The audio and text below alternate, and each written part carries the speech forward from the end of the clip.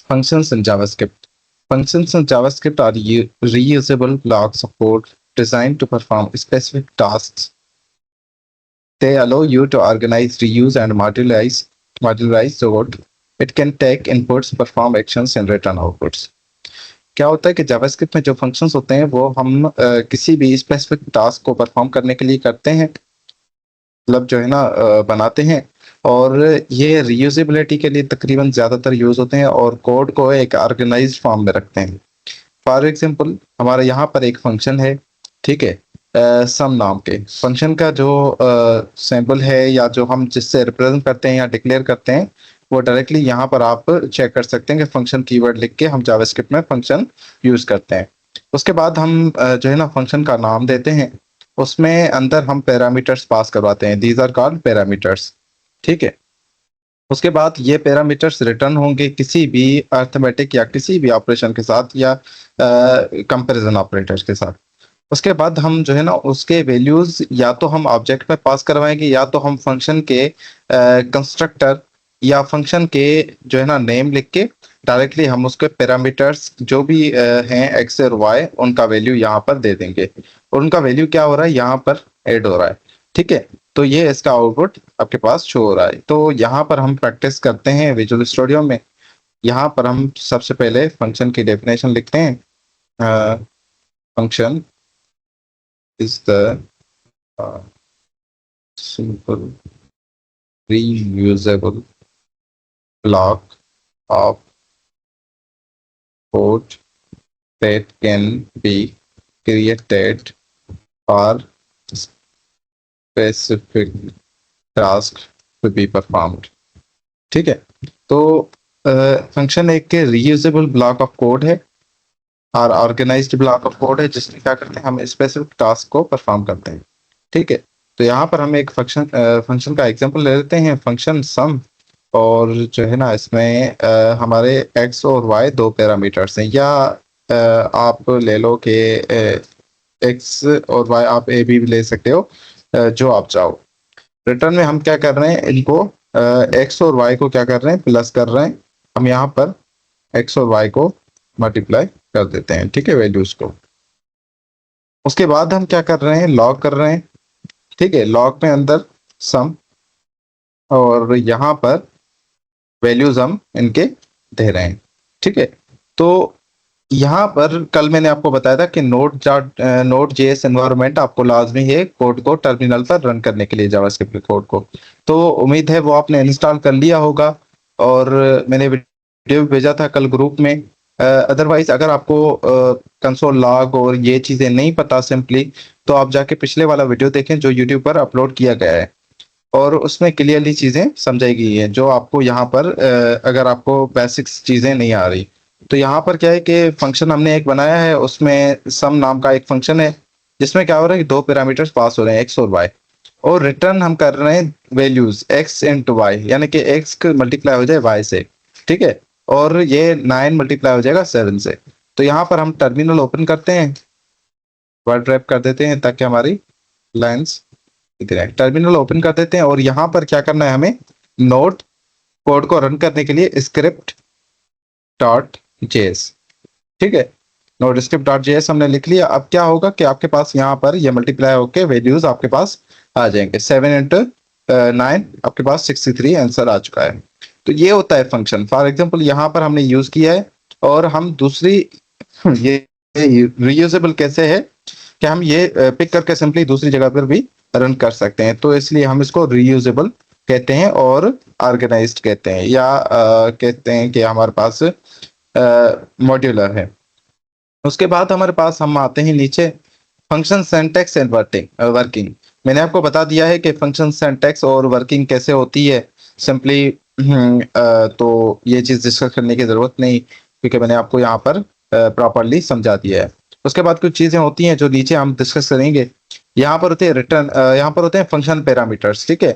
Parameters are input passed function in the above example sum takes two parameters x and y. जैसे मैंने आपको बताया parameter क्या होता है कि x and y for example हमने पास किया है, तो ये आगे जाके फंक्शन में पैरामीटर्स बहुत हम यूज करेंगे, बैकएंड में भी यूज करेंगे और फ्रंट एंड में यूज करेंगे, तो आपका इन पर फोकस होना चाहिए। calling a function. After defining a function, the next step is to call them to make use of the function. क्या होता है कि हम जब फंक्शन डिफाइन कर देते हैं तो हम क्या करते हैं कि उसका कॉल करते हैं उसको यूज करने के लिए। उसको कॉल जब तक नहीं करेंगे वो यूज नहीं होगा। We can call a function by using the function name separated by the value of parameters enclosed between the parentheses. हम फंक्शन को इस तरीके से कॉल करते हैं, ठीक है, इस तरीके से वेलकम मैसेज, और उसमें अंदर हम जो चीज प्रिंट करवाना चाह रहे हैं वो हम यहाँ पर लिख देंगे, ठीक है। फॉर एग्जाम्पल यहाँ पर हमने फंक्शन एक डिफाइन किया है, फंक्शन वेलकम मैसेज। एक वेलकम मैसेज फंक्शन है जिसमें अंदर हम नेम क्या कर रहे हैं, एज अ पैरामीटर पास करवा रहे हैं, और रिटर्न में हम क्या कर रहे हैं, हेलो नेम। नेम की जगह पर अब यहाँ पर क्या आएगा, ये यूजर आएगा, ठीक है। और console dot log welcome message well name, यहाँ पर क्या आएगा, हेलो यूजर। ये यूजर आ चुका आपके नेम की जगह पर, और यहाँ पर welcome to Geeks for Geeks. तो ये आपके पास फंक्शन इस हिसाब से डिफाइन होता है, और रिटर्न स्टेटमेंट होती है। उसके बाद आपके पास क्या होता है, वो कॉल होता है, ठीक है। उसके बाद वाई फंक्शंस, ठीक है। ये एक चीज है, जो ये एक थ्योरी है जो आप पढ़ सकते हो, ठीक है। फंक्शन इन्वोकेशन, फंक्शन एक्सप्रेशन पे आ जाते हैं। It is similar to a function declaration without a function name. Function expression can be stored in a variable assignment, ठीक है। फंक्शन क्या है कि विदाउट अ नेम, फंक्शन का नेम ना यूज करके हम क्या कर सकते हैं कि फंक्शन को एक एज अ वेरिएबल स्टोर कर सकते हैं। For example let Geeks for Geeks function parameter a parameter b, ठीक है। तो सेट ऑफ स्टेटमेंट्स यहाँ पर एग्जीक्यूट हो सकती हैं। यहाँ पर आप चेक करें कि एज अ वेरिएबल हमने मल्टीप्लाई क्या किया, एज अ वेरिएबल बनाया है वेरिएबल। उसके बाद ये फंक्शन हमने सिंपली एक फंक्शन बना दिया, ठीक है। ये मल्टीप्लाई क्या है, ये अब फंक्शन है।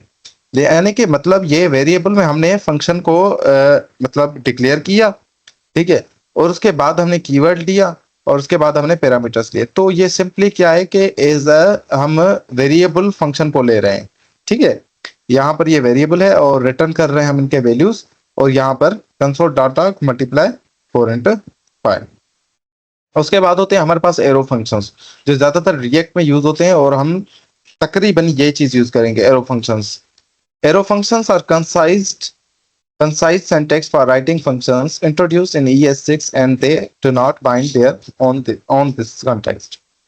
Arrow function क्या है, सिंपल होते हैं, कंसाइज होते हैं, और हम ये ज्यादातर यूज करते हैं तकरीबन फ्रंट एंड के फ्रेमवर्क, फ्रंट एंड के लाइब्रेरीज लाइक रिएक्ट, Vue.js, इन चीजों में। और तकरीबन हम जो मॉडर्न वे में यूज करते हैं फंक्शंस को, वो तकरीबन यही यूज होते हैं, एरो फंक्शंस। तो एरो फंक्शन का स्ट्रक्चर कैसे होता है, यह होता है फॉर एग्जांपल हमने यहाँ पर एक वेरिएबल डिक्लेयर किया, ठीक है। उसके बाद क्या किया, ए डॉट मैप और फंक्शन, और यहाँ पर ब्रैकेट्स होती हैं, तो स्मॉल ब्रैकेट। उसके बाद ये ब्लॉक ऑफ कोड होता है, रिटर्न होता है। तो आगे जाके हम इसका एग्जांपल देख लेते हैं कि फंक्शन सिंपल कैसे होता है, एरो फंक्शन, ठीक है। यहाँ पर for example function num and call back, और ये एरो फंक्शन यहाँ पर डिक्लेयर किया गया है।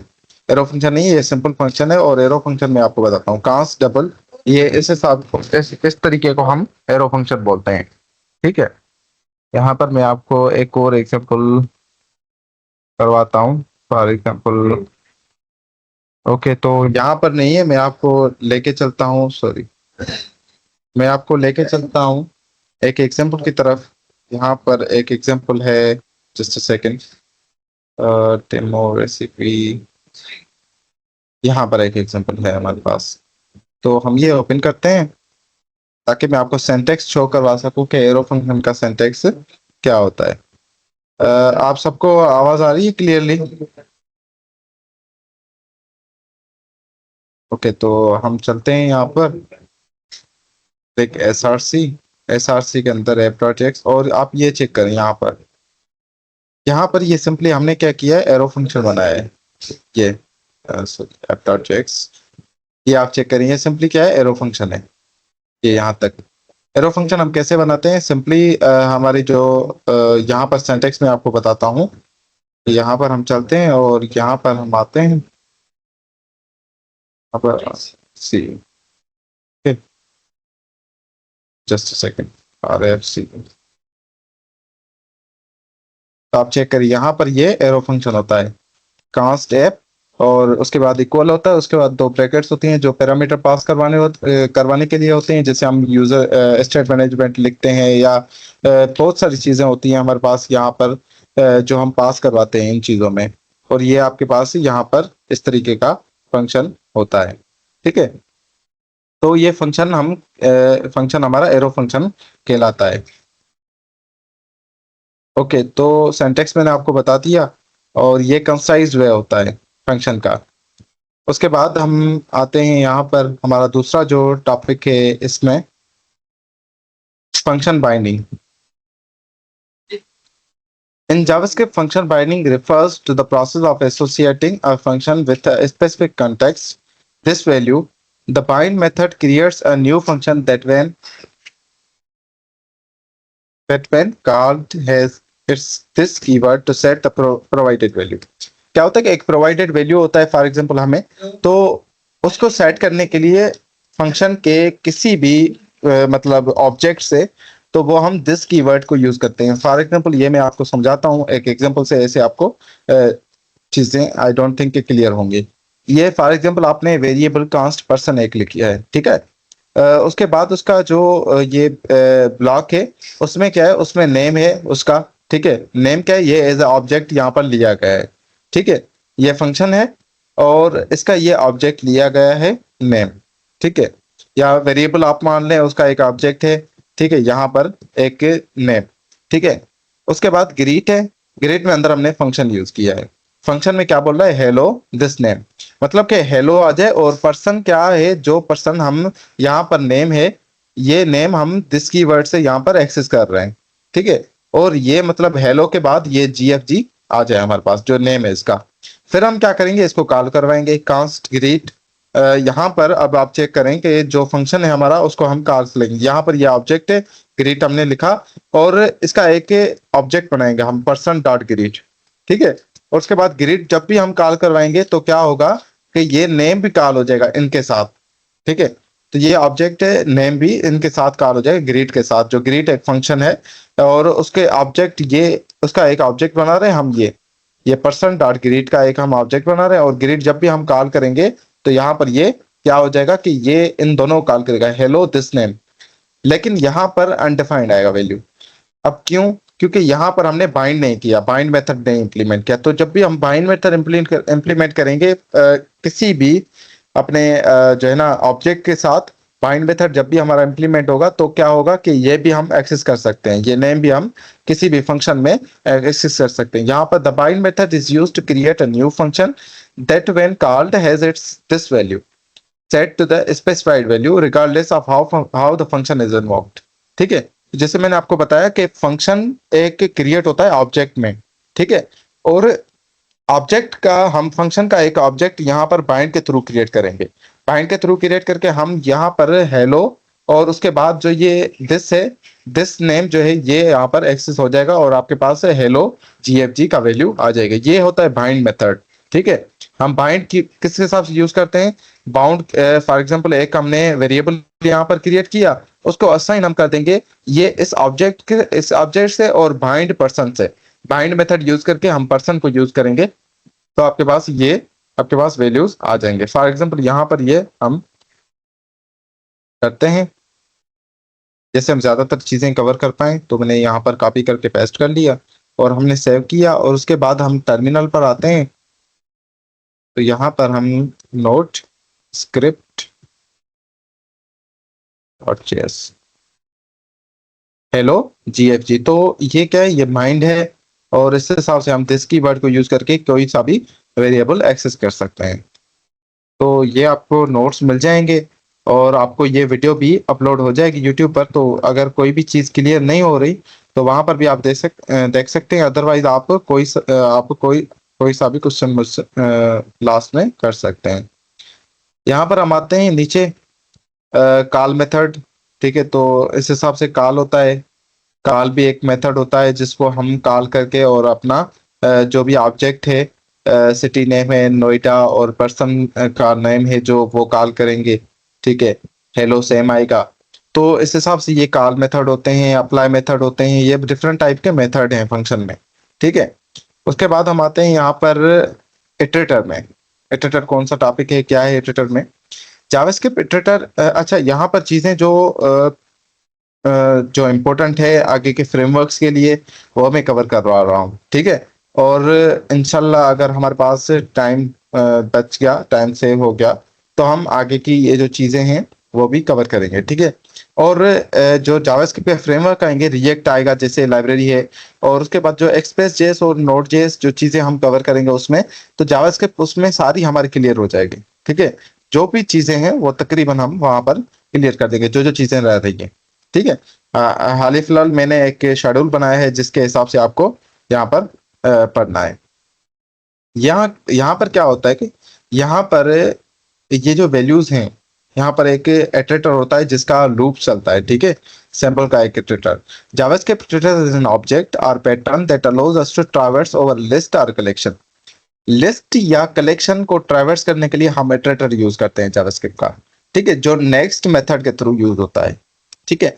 तो ये जो है ये चीज हमें काम आएगी हमारी एक्सप्रेस जेएस में, ये इटरेटर वाला चीज, ये हम एक्सप्रेस जेएस में नेक्स्ट मेथड को यूज करते हैं। और वहां पर क्या होता है कि हम सर्वर से चीजें लेके आते हैं ना जब, तो मालवेयर वगैरह कॉल होते हैं, तो वो चीजें यहाँ पर हम इटरेटर का ये काम है कि हमारे पास वहां पर ये चीज एक्सप्रेस जेएस में हमें सर्वर से चीजें कॉल करवाने में या फ्रंट एंड में लिखने में ये काम आता है। हमारे पास नेक्स्ट जो मेथड है, ठीक है, यहाँ पर ये नेक्स्ट मेथड यूज किया गया है। तो हम ये चीज भी एक्सप्रेस जेएस में प्रॉपरली डिस्कस करेंगे, कोई चीज रह नहीं पाएगी इंशाल्लाह। हम वो चीज, ये एक्सप्रेस जो एडिटर है वो भी चीज यहाँ पर एक्सप्रेस जेएस में जो है ना डिक्लेयर करेंगे। इवेंट्स पर हम आ जाते हैं। इवेंट्स क्या होते हैं? JavaScript events are actions are occurrence that happen in the browser. They can be triggered by various user interaction or by the user itself. क्या होता है कि कोई भी चीज, जो भी एक्शन परफॉर्म हो रही है या कोई occurrences हैं या कोई आपके पास के फॉर एग्जांपल मैंने इस सर्च पर क्लिक किया, तो ये सर्च का जो टॉगल आ गया, जो सर्च आ गई by clicking, this is called an event.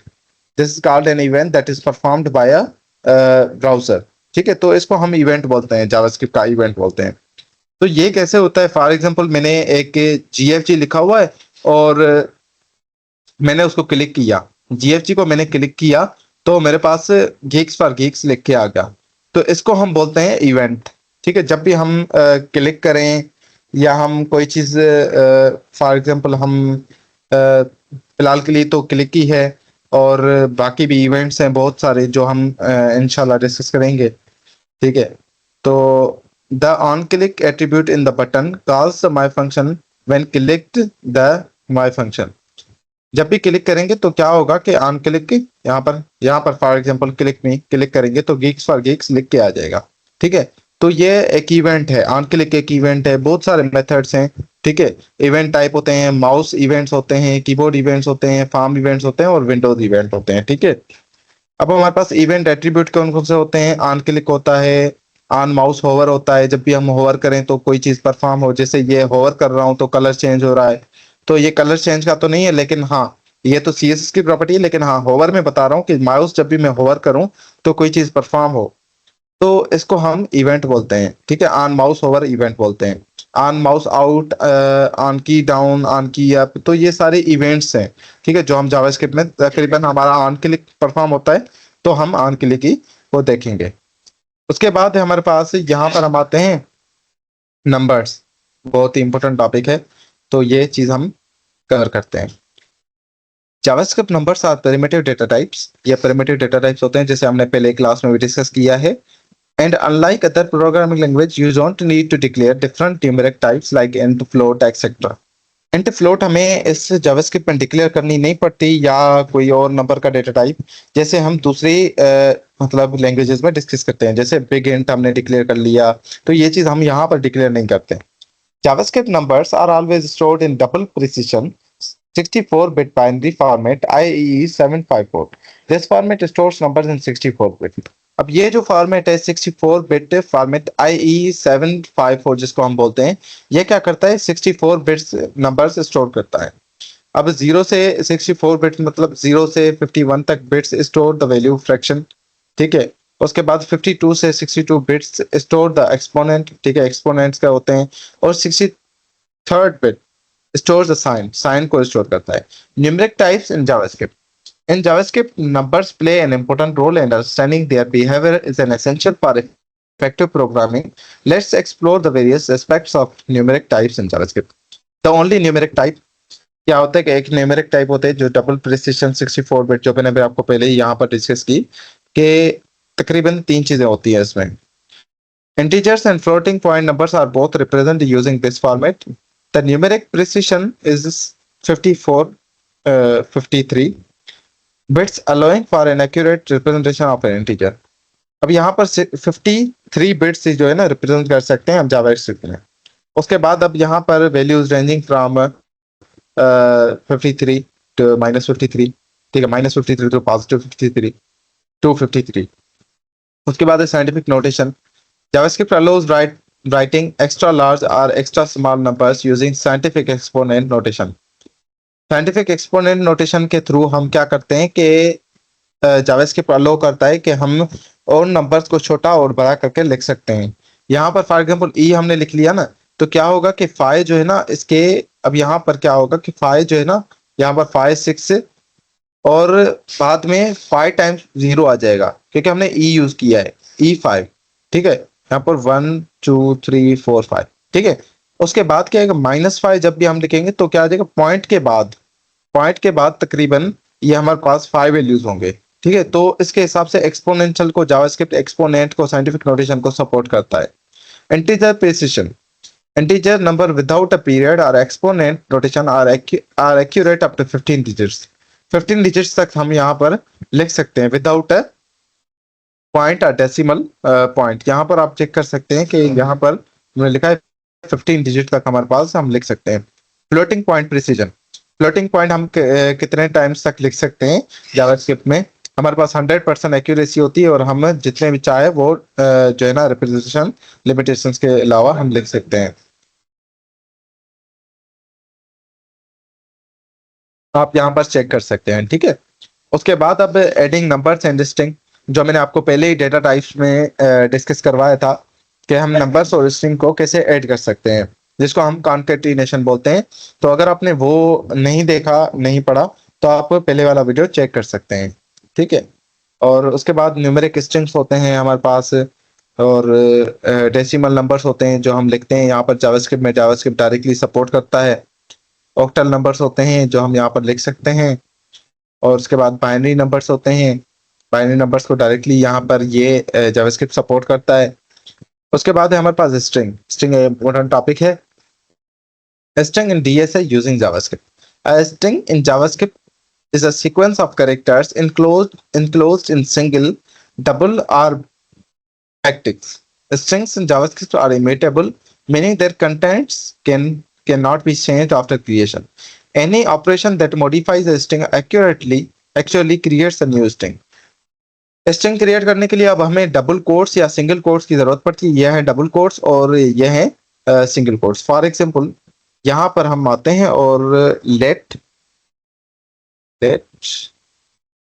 str, यहाँ हम st लिख देते हैं और हम जो है ना डिक्लेयर करते हैं हेलो, जैसे मैंने आपको कल ही डिक्लेयर करवाया था। कंसोल लिख रहे हैं लॉग और यहाँ पर हम st को कॉल करवा रहे हैं, ठीक है।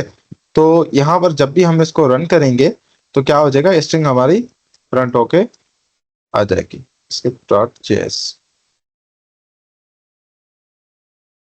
Okay, hello. तो इस हिसाब से हम स्ट्रिंग डिक्लेयर करते हैं जावास्क्रिप्ट में, ठीक है। उसके बाद हम आते हैं यहाँ पर, और स्ट्रिंग की हमारे पास कुछ मेथड्स होते हैं जिसके थ्रू हम स्ट्रिंग की लेंथ और स्ट्रिंग के जो है ना कैरेक्टर्स या बाकी चीज़ें जो है ना हम फाइंड कर सकते हैं। फॉर एग्जांपल ये बहुत सारे मेथड्स हैं स्ट्रिंग के, ठीक है। जैसे common string methods in JavaScript length होती है, हम लेंथ रिटर्न कर सकते हैं कि स्ट्रिंग की लेंथ कितनी है। हम 4 at index character at specified index के कैरेक्टर किस इंडेक्स पर है, ये कैरेक्टर किस इंडेक्स पर है, वो हम फाइंड कर सकते हैं। स्टार और एंड सेक्शन हम फाइंड कर सकते हैं किसी भी स्ट्रिंग का, स्टार और एंड सेक्शन। सब स्ट्रिंग हम फाइंड कर सकते हैं कि बीच में क्या आ रही है, ठीक है। और अपर केस हम फाइंड कर सकते हैं, अपर केस को लोअर केस में कन्वर्ट कर सकते हैं, लोअर केस को अपर केस में रिप्लेस कर सकते हैं सम वैल्यूज। तो ये जो रिप्लेस है ये वाला हम एक्सप्रेस जेएस में पढ़ेंगे या जावास्क्रिप्ट की बैकएंड सीरीज जब स्टार्ट होगी तो ये चीज हम जरूर पढ़ेंगे क्योंकि ये बहुत इंपॉर्टेंट है। और उसके बाद रिवर्स स्ट्रिंग को रिवर्स कर सकते हैं। ये जो है ना ये प्रोग्राम्स हैं, कुछ प्रोग्राम्स हैं, ये आप जो है ना यहाँ पर देखिएगा जाके।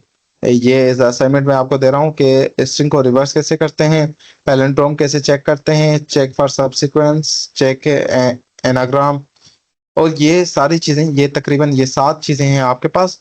तो ये आप चेक कीजिएगा और पहले खुद से सॉल्व करके देखिएगा। ये आप ओपन करेंगे तो आपके पास एक स्टेटमेंट देगा प्रॉब्लम की, तो आप पहले खुद से सॉल्व कीजिएगा, अगर नहीं हो रही तो आप देख के थोड़ा बहुत हेल्प लेके फिर कीजिएगा। उसके बाद है array. In JavaScript an array is an order list of values. क्या होता है कि ऑर्डर लिस्ट ऑफ वैल्यूज को हम क्या बोलते हैं, एरे बोलते हैं। Each value is called an element and each element has a numeric position in the array known as indexed. Index क्या होता है, एरे का 0 से स्टार्ट होता है और हर एक नंबर को एक पोजीशन दी गई होती है। ऑर्डर्ड सीक्वेंस को, number order sequence of numbers को एक जो है ना सीक्वेंस, एक इंडेक्स दिया जाता है, एक नंबर दिया जाता है जिसको हम इंडेक्स बोलते हैं जो 0 से स्टार्ट होता है। Arrays and JavaScript are 0 indexed, यानी कि 0 से स्टार्ट होते हैं, meaning the first element is at index 0 and the second index is 1 and so on. ठीक है, तो आप ये चेक कर सकते हैं 2 16 24 32 4, ये क्या है, ये एरे के एलिमेंट्स हैं और ये इंडेक्स है। ये 0 से स्टार्ट है, 1 2 4 एलिमेंट्स हैं एरे में। ठीक है। Create array using literal. Creating an array using array literal involves using square brackets to define and initialize the array. यहाँ पर आप चेक कर सकते हैं कि एरे को हम लिटरल के थ्रू क्रिएट कर रहे हैं। For example let a is equal to, ये लिटरल हमने एक लिया हुआ है और यहाँ पर कंसोल डॉट लॉग ए को हम प्रिंट करवा रहे हैं। लेट बी, बी में क्या है कि ये सिंपल खाली हमारा एक एरे है एम्प्टी, और ये क्या है, let b is equal to, यहाँ पर ये 3 वैल्यूज हम पास करवा रहे हैं। इसका इंडेक्स 0 है, 1 है और ये 2 है। ठीक है। और कंसोल लॉग हम जो है ना बी से यहाँ पर इसको बी को कॉल करवा रहे हैं। तो आप चेक कर सकते हैं यहाँ पर ये खाली है, तो एरे कभी भी आपके पास ये एम्प्टी या नल लिख के नहीं आएगा, तो ये खाली आपके पास यहाँ पर आ जाएगा। तो हम यहाँ पर एरे का भी एग्जाम्पल एक करके देखते हैं। Let is equal to 20 50 and 40। Okay, और लॉग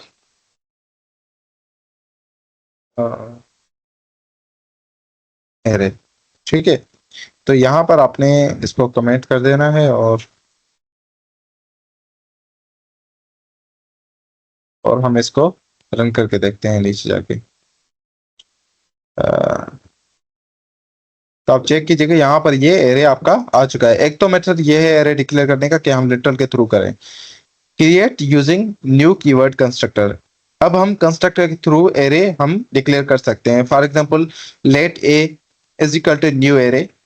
न्यू वर्ड को यूज करके, न्यू कीवर्ड को हम एक एरे डिक्लेयर कर सकते हैं। ठीक है, 10 20 30 any value you can pass through this array, और आप ये यहाँ पर लॉग के थ्रू, कंसोल लॉग के थ्रू आप यहाँ पर ये प्रिंट करवा सकते हो। ठीक है, तो basic operations on JavaScript arrays, accessing elements of an array. Array का एलिमेंट हम कैसे एक्सेस करवा सकते हैं। फॉर एग्जांपल मैंने यहाँ पर लेट ए HTML CSS जावास्क्रिप्ट किया, तो यहाँ पर ये है, फॉर एग्जांपल हमने ये वैल्यूज दिए हैं, तो हम यहाँ पर कैसे ये वैल्यूज जो है ना करेंगे, एक्सेस करेंगे। तो हम यहाँ पर इसका 0 इंडेक्स दे देते हैं। तो क्या होगा, यहाँ पर आप चेक कीजिएगा, यहाँ पर जो है ना हमने 0 इंडेक्स दे दिया कि जो 0 इंडेक्स पर है, यहाँ पर ये जो 0 इंडेक्स पर है फॉर एग्जांपल HTML है, तो हमारे पास ये एलिमेंट जो है ना एक्सेस हो जाएगा और हमारे पास वही एलिमेंट प्रिंट होगा जो हम चाह रहे हैं। ठीक है, तो हम वही एलिमेंट यहाँ पर जो है ना प्रिंट करवाएंगे जो हम चाह रहे हैं। 0 एलिमेंट पर, फॉर एग्जांपल 0 इंडेक्स पर क्या है, 0 इंडेक्स पर हमारे पास 20 है, तो हमारे पास वो 20 प्रिंट होके आ जाएगा। 20 आपके पास वैल्यू आ चुका है, तो कोई सा भी आप इंडेक्स जो है ना प्रिंट करवा सकते हो। और उसके बाद अब